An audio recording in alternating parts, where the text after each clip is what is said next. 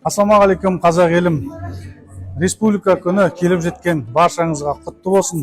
Тәуелсіздігіміз мәңгі болып, ең бастысы отанымызда тыныштық болсын.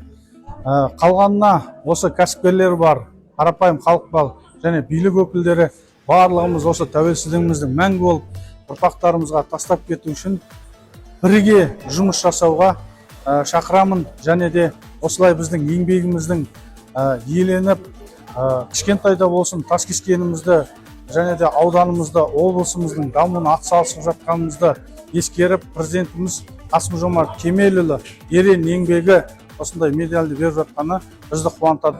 Ерен еңбегі үшін медалімен Сақан Талғат марапатталады. Шын жүректен құттықтаймыз.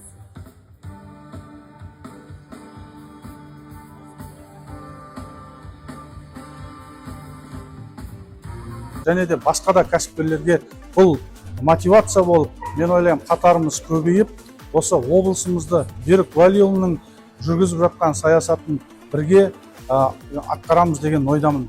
Облысымыз дами берсін, бұл біздің ортақ жеңісіміз.